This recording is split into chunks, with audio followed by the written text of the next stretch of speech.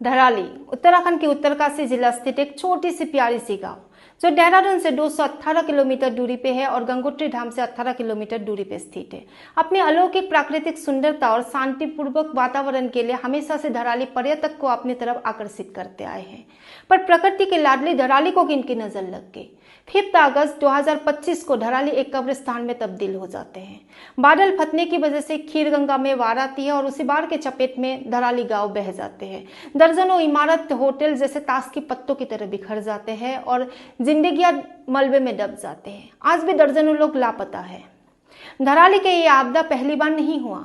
1832 को भी ऐसे ही आपदा आए थे इसी एरिया में और उसी आपदा के अवशेष में बाद में धराली गांव की स्थापना करा गया था। ये एरिया हाई सेंसिटिव एरिया है और धराली के आपदा हमें जैसे 2013 के केदारनाथ की आपदा की याद दिलाते हैं, जहां पे हजारों लोगों ने अपनी जान गंवाए थे। उस समय सरकार लोगों के सामने वादा करे थे कि ऐसी घटना, ऐसी आपदा उत्तराखंड में बार बार नहीं होंगे। इसके लिए एक हाई अलर्ट सिस्टम लागू करा जाएगा जो पहले ही लोगों को अलर्ट करेंगे ऐसी घटनाओं के प्रति। पर कहाँ है? सिर्फ 12 साल बाद वही केदारनाथ इंसिडेंट रिपीट कर गए धराली में। कहाँ है अलर्ट सिस्टम? आज जैसे 4 धाम यात्रा एक व्यापार बन चुके हैं।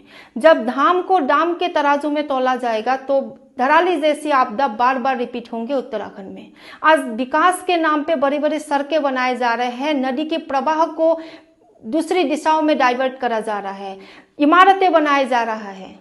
जो हाई अलर्ट एरिया है वो देवभूमि है, क्योंकि 2012 में एक बिल पास हुए थे जहां पे हिमालयन एरिया को हाई अलर्ट एरिया घोषित करा गया था और इस एरियाओं में अवैध कंस्ट्रक्शन और व्हीकल्स के ऊपर रोक लगाने के लिए नियम लागू करा गया था। शायद ये नियम कानून एक कागजी कार्रवाई थी और किसी सरकारी दफ्तर में किसी फाइल में दबी की दबी रह गई। जरूरी है सरकार को जागने की, क्योंकि अभी नहीं जागा तो फिर धराली ही नहीं, उत्तराखंड में दर्जनों ऐसी हाई अलर्ट जोन है, हाई अलर्ट लैंडस्लाइड एरिया है जो धराली की आपदा को रिपीट कर जाएंगे।